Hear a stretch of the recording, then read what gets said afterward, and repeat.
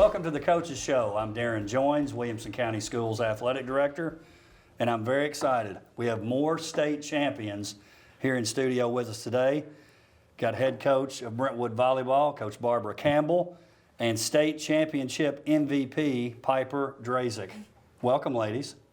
Thank you. This is really exciting for me because I get a chance to talk to someone that's won seven straight state championships in volleyball, 15 overall. That doesn't get old, does it, Coach? No, it does not get old. Loved every minute of it. Piper, you came in to Brentwood, was it last spring? Yes, last spring after spring break. So you played one season for Brentwood. Let me ask you this. Did you know about the program when you guys came in? Was that part of what y'all looked at, or did you just go, hey, we're moving to this neighborhood and wonder what the volleyball team's like? How did that come about? Well, we looked at all the schools in Williamson County, and then, of course, the first thing I do is look up the rosters and the records, and I see Brentwood with 6 state champions, and I was like, Dad, this is the place. And then, obviously, the school is amazing, so Yeah. it was a good fit for our whole family. Well, and school-wise, and I know Coach Campbell agrees with this, school-wise, you really couldn't go wrong. I mean, all the schools are great in our county, but when you're talking volleyball, I mean, obviously, Brentwood High School is the standard.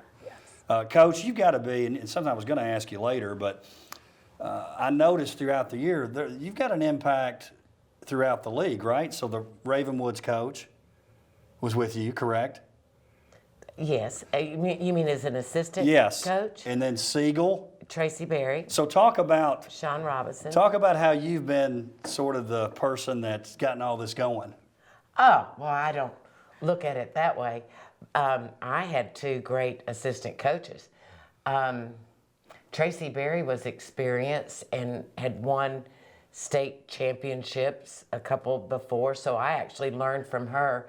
And Sean Robinson was a teacher at the school at the time, and just really excited and enthusiastic about, starting a coaching career.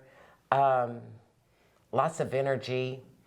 I certainly benefited from having those 2 as coaches. Well, see, that's what I love about you. I talked to your husband. So I was at your match against Ravenwood at Brentwood. And by the way, that atmosphere, I was like, whoa, this is like a little different deal here. Because I've always supported whatever school I'm at, I would go to the different sporting events. But certainly I hadn't been at a place where there were 2 volleyball teams playing that quality, that level of play. And then the crowd was great. So I talked to your husband afterwards, and one of the things he mentioned was how you're always trying to get better. I mean, that is a testament to you, because really, if you look at it, you've won quite a bit. You could say, this is the way I'm doing it. We're going to do it this way from now on. So to have that open mind and talk about learning from other coaches, that's impressive to me. Well, I've been at Brentwood, this is my 33rd year, and the game has changed. When I first started, we'd go to 15 points, and you had to be 2 points ahead, and you only scored when you were serving, and the game was different. There was no club volleyball, and that gradually came about. So it's been a constant learning process. And the game has grown in popularity. So, I mean, in the beginning, we had a total of 10 drills we'd use, and now there's just books and endless resources for, drills and, different ways to develop your team. So things have changed. Talk about the athleticism, Piper. You came from a program in Illinois that you said wasn't great, right? We were good, but not compared to Brentwood. What about the athleticism? So when I watch Brentwood play, I look and say those are the best athletes in the school. I really believe that. You've got great athletes that play on your team. Obviously, do a great job as a coach as well. Was it like that at your other school? Were the best athletes playing volleyball? It was similar, and we had a lot of multi-sport athletes on the volleyball team. A lot of the girls played basketball as well, and from a technical standpoint, a lot of them played club, so the discipline that they developed there was, I would say, pretty comparable to the Brentwood program. Coach Campbell, you may not know this, but Coach Blair, your athletic director, shared this with me, and I thought this was so cool. Really, no one can argue that in terms of athletic achievement in this county, it's really Brentwood's at the top. You guys win that Director's Cup most years at the Wilcos, but you also have more athletes playing multiple sports. 28% of the athletes in your school play more than one sport. What do you attribute that to? Because that's impressive. Well, I didn't realize we had that percentage, because that you hear a lot of talk about the specialization, and I wished more of our kids were able to play multiple sports, at least two. Because when I first started at Brentwood, the same group of athletes would play three sports, just go from one to the next, and whichever sport they were in was their favorite at the time. And there's benefit. I worry about the girls. They play volleyball all year long, working the same muscles. Then not only do they play volleyball all year long, but they specialize in their position. Like, they're hitters, so they hit and they hit and they hit. And they're not maybe 6 rotation players. So it's just overuse of the same body parts, and then burnout too. No, I agree with you, but I am seeing it maybe go back to the way it used to be. So. How about somebody we both love, Brentwood graduate, Matt Davenport? Yeah. Matt was a 3-sport guy. Yeah. And he obviously did really well as a basketball player, football player, and then also in track. And he was really good at all 3. Yeah. He loves you, by the way. Well, I love Matt too. We'd see him as your assistant, right? He was a fierce competitor. Yeah, no doubt about it. And I just loved whatever he was playing. He just loved game. Yeah, no doubt about it. Piper, talk about the expectations there amongst your teammates. To me, and I've said this about Coach Campbell, I think every coach's award she should always get. It's almost like she's a victim of her own success. 1,700 wins, and the expectation, it seems like it's state championship or bust, which is difficult to do. Talk about your teammates when you met them and you came into this program and you're going, wow, it's like state championships the talk. Was that different? It was different, and it started the first day of preseason. That was our goal, and I think we talked about it in the locker room before we went out to Carrie Pruitt camp, that we're working towards something pretty special, and if we cut corners now, it's going to show up later. So it helped that we were all on the same page, and to be led by her, it was a really special journey. So you could tell the culture Oh, yeah. was there. Yes. That's pretty awesome. Hey, let me ask you guys this, and maybe this is more specifically for Coach Campbell since she's been through so many of these. How do you stay in the moment early in the season when, not that it's all about the postseason, but let's face it, you have some matches during the year where you win pretty comfortably. You do. You play some tough tournaments, which we'll talk about in a little bit. But is it hard to stay in the moment sometimes and not think about, hey, ultimately let's get that postseason going so we can really get into the time that's a big deal for us? Is that tough? Well, in the preseason, I've always had the belief that that's where your state championships are won.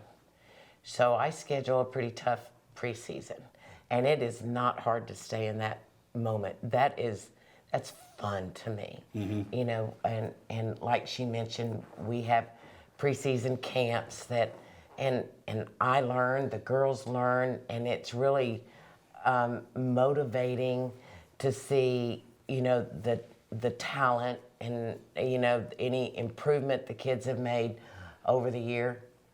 But to stay in the moment, it's not hard in our district. I believe that it's the toughest volleyball district in the state. And we play our district matches mainly on Tuesdays and Thursdays, and every Tuesday and Thursday night, it's a dogfight. You've got to be ready to go. And there were upsets this season, and it just goes to show that it's a very competitive district, and it's not hard to stay up. And then, you have your rivalries, your Ravenwood rivalries, and that, everything in the preseason and everything you're doing is to prepare for that. Each night, the match is big.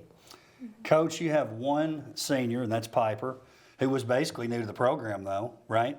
And then you have that schedule you're talking about, and these numbers just, they blow me away when I've looked at records in the past year. And this year, you guys go 54-3, and your last loss, September 21st, in that tournament to George Walton, Georgia. That schedule helped you, though, by the end of the season, right? Correct. Yeah, we're able to go to 4 tournaments. When I first started coaching at Brentwood, it was unlimited, so we played every weekend. So the girls are thankful that the Barbara Campbell rule came into place where it limits you to 4 tournaments. And yeah, the tournament play is invaluable. You know, and we try to go to the most competitive tournaments that are within reach and that, you know, work into our school life, our school schedule. But you know, you keep bringing up Piper. This kid, I'm telling you, she was just a gift from heaven. And, you know, we had Tori Carpenter as our starting setter for 3 years. And, you know, I didn't know about Piper coming to Brentwood, and we weren't sure exactly what would happen there. But here comes this, you know, player she's been playing since she's 10 years old. She's worked her butt off, preparing, training, you know, a high volleyball IQ, and then this magnificent personality, leadership qualities that the kids just welcome her with open arms. And she just truly a gift. And our success was greatly dependent upon this one and the position that she played. Well, you could tell by your comments in the paper after the state championship game and your teammates, Piper, what an impact you had. It had to make you feel pretty good. Yes, it did. They were asked to say one word that described Piper. I know what it was. What? Perfect. Well, Wasn't that what they said? That one wasn't there, but it should have been. No, I think maybe you said it. It was in the paper. Maybe me, perfect. But it was words like passionate and motivated and leader and beautiful and just the words responsible, mature. I mean, just the words were beautiful. And she was exactly what our team needed this season. Obviously, it turned out great. All right, so you guys went out in the regular season. You go undefeated in the league. You have to knock off Ravenwood. Every time you turn around, you guys are playing Ravenwood. You beat them in the district championship, the region championship. Then you take care of business against Hillsboro, and then Wilson Central, and now you're back in the state tournament. Let me ask you, Coach, what's that preparation like for the state tournament, like the practices leading up? Does it change, or is it, here's what we do, let's do it each day, or does it change a little bit once the state tournament comes up? I think it changes a little bit. I think it becomes more intense. And through the season leading up to that point, you know what your weaknesses are, what you need to work on. You know what the strengths of the opponents that you anticipate seeing, and it picks up. And you also, the girls get, you know, the energy starts to come back, the enthusiasm. They can see the pot of gold at the end of the rainbow, and it carries you. Piper, what did you notice in terms of the difference between regular season practice and even into the tournament, but now the state tournament is upon you? How did it change? I really think a big part of it was the energy. The energy in the gym was very special and very different. And now that we accomplished all of our little goals throughout the season, winning league and going undefeated in Tennessee, like we did those, but now it was the big show. And I think the practice energy and environment was very special. And we focused more on picking up the little things and polishing up before we started the state tournament. Working on those skills, huh? Yeah. That's smart. I mean, this is why you're here. So let me ask you this, Coach. Did you like the draw for the tournament when it came out? Did you think, of course, you got to play pretty much everybody to get where you want to go, but when you saw the draw, did you think it was favorable, or did you think that much about it? I didn't. I mean, I know I can't change it. So I immediately, start what's my game plan, and it was favorable. I mean, your teams in the same get split apart. Right. So, and I know it's a blind draw, and I really, I stopped like, well, that's not fair. But, I mean, what good does that do you? Right. So you just gotta look at it for what it is and get after it and take one at a time. Control what you can control. That's right. So you start off with Daniel Boone, you win 3-0, same with Collierville. Now you're in the finals of the winners bracket against Dobbins Bennett, who had a really good team. Did you know much about their team going in, Piper? I didn't. We played them at a play day, and we played really well, and we were able to finish really strong against them. But I knew one of our players had played at Dobbins Bennett, so it was a little bit of a personal rivalry, so we were excited to play them. And you go down 2-1 Yes. in that match, right? Coach, what do you think, or do you think it's that big a deal? So you're in that final, the winners bracket's what I call. Is that a real big match because you get to sit out one, so to speak, and whoever loses that has to come back and play? Or is that just kind of what you guys are used to playing in these tournaments? Do you think that was a big one, like winning that one? I do. I mean, it was our goal to go straight through undefeated. Houston had to go into the losers bracket and play 2-3 matches that same day. And the Houston coach did tell me that took a toll on them. So we knew that it was in our best interest to win that game and get home, get rest and get ready for the finals. Obviously, Dobbins Bennett had taken out Ravenwood and Houston, 3-1, both of those. You're behind 2-1. Talk about, Piper, you're getting ready for set 4 and you're down 2-1. Was there panic? Was there calm? What was it like in that timeout between set 3 and 4? It was panicked, and I think as the only senior, it was my job to calm them down. And although I hadn't been in that position before in MTSU gym, I knew it was my job to make sure that we all knew what we were capable of and knew that we weren't playing to our potential at that That point. obviously speaks of her leadership. That was something I was going to ask you actually, but you hit it before I could. A little coach on the court. Yeah, yeah. What was That's your what I had. What was your demeanor like, Coach? Obviously, you've been there. Do you try to calm the team down at that point because you just have the one senior? Maybe you've got some other girls that aren't quite as experienced.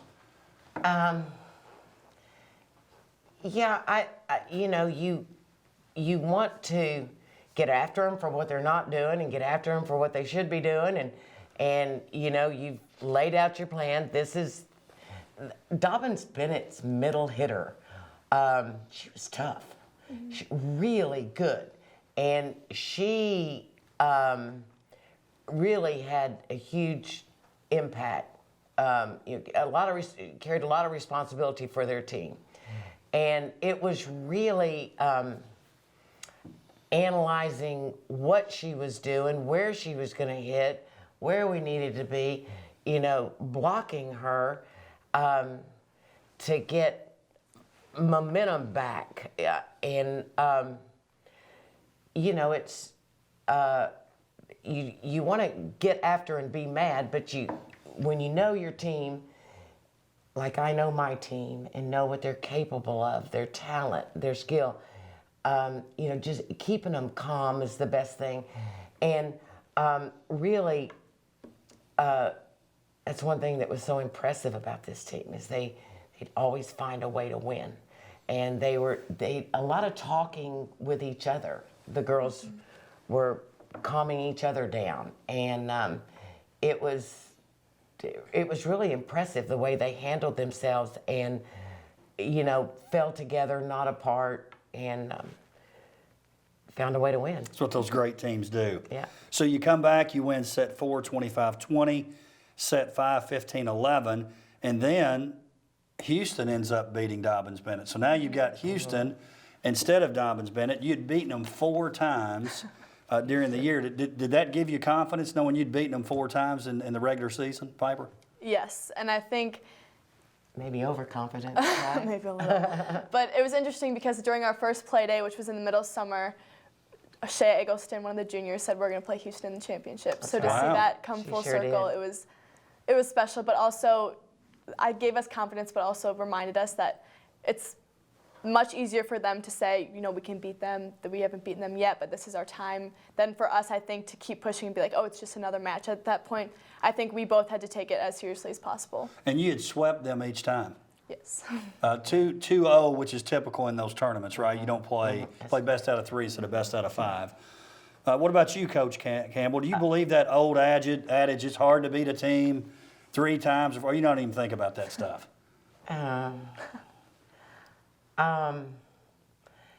I do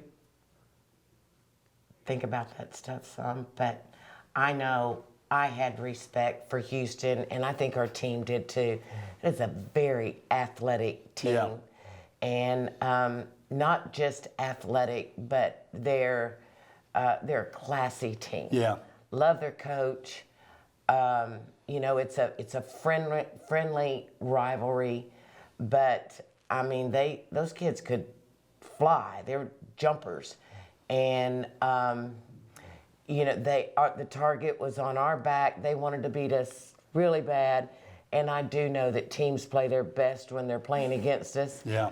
At least that's the way it feels, and so just I don't think we overlooked them, but I think that, you know, we gained respect when we saw their desire and their determination, you know, to win.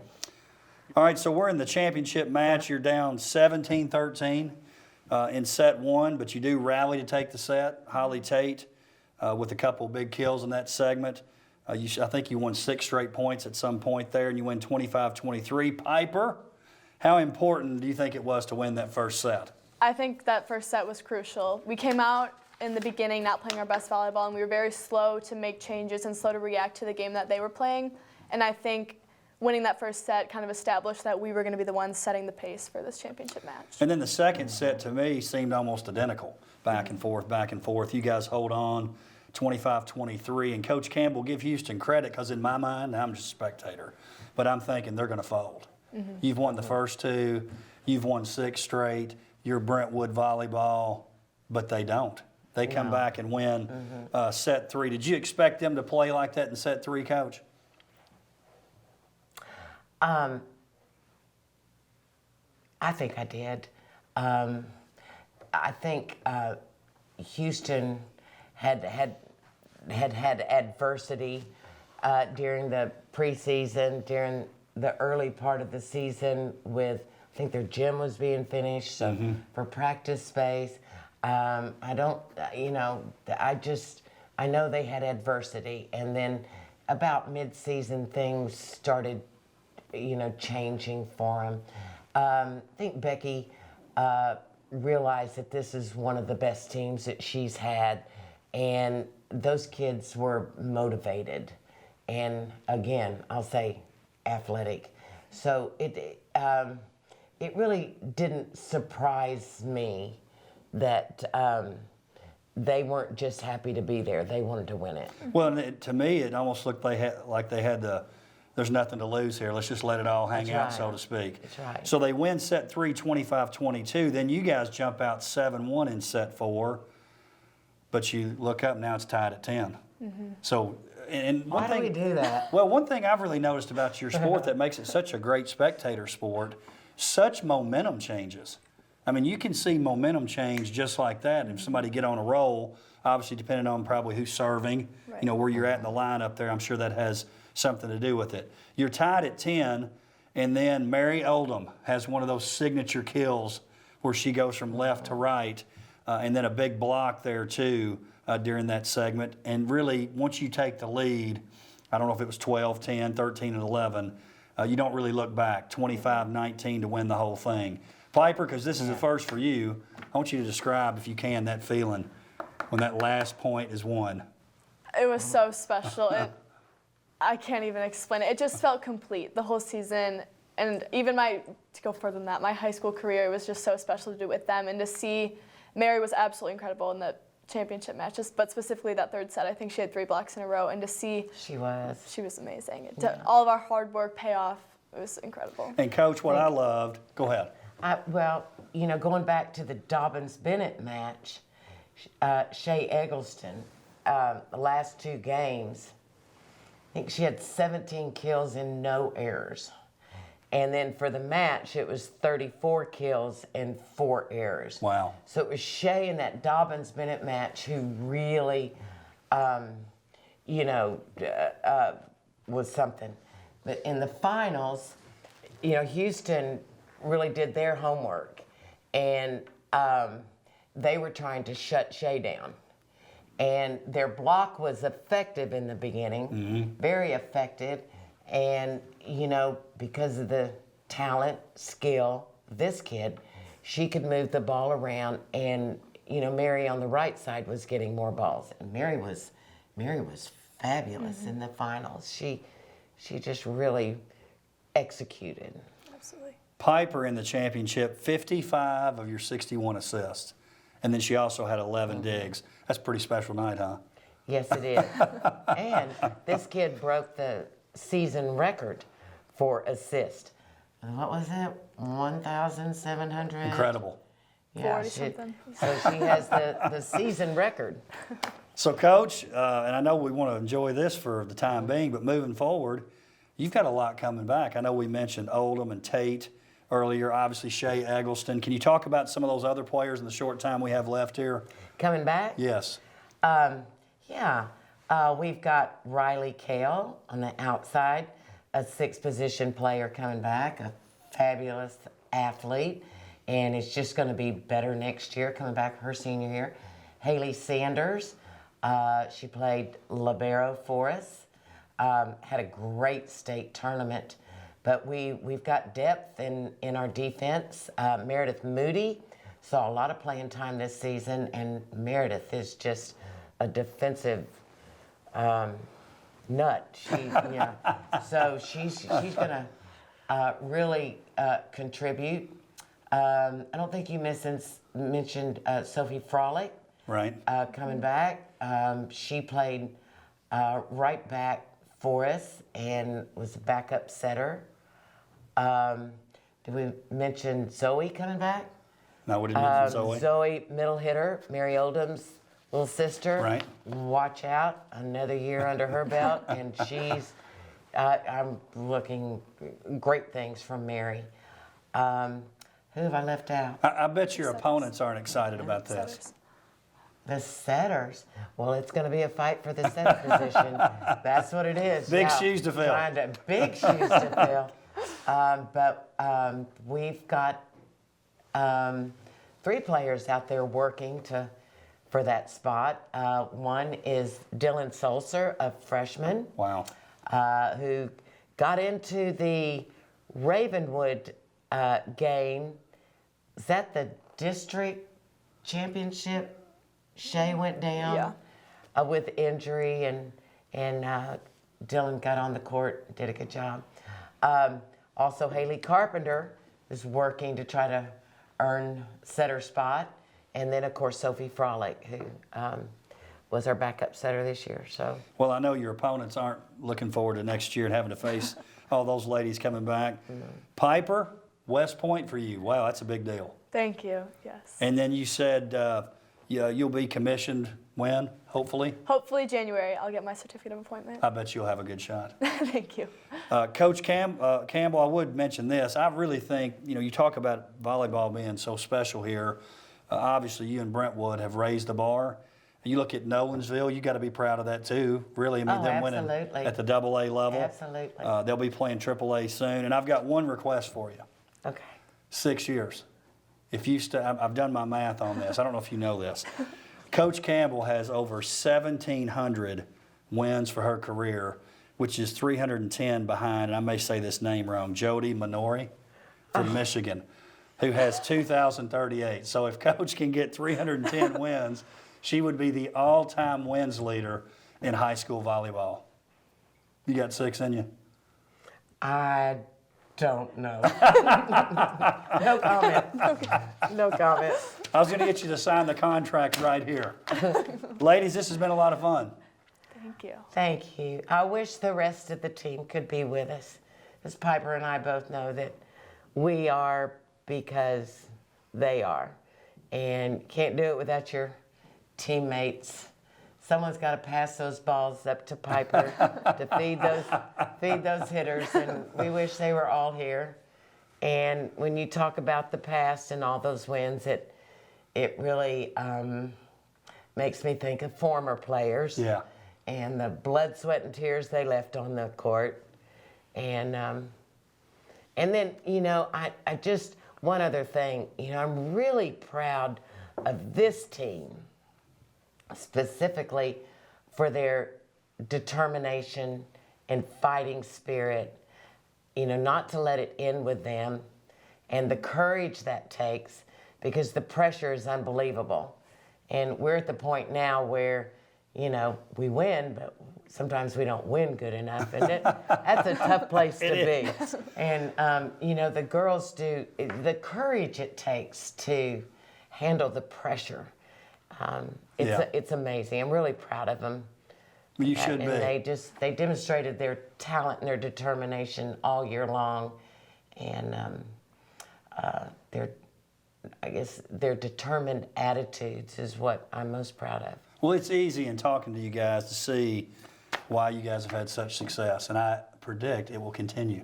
I'm sure it will. Ladies, thanks for being here. Thank you for having us. Thank you. Thank you for joining us for the Coaches Show. We'll see you next time.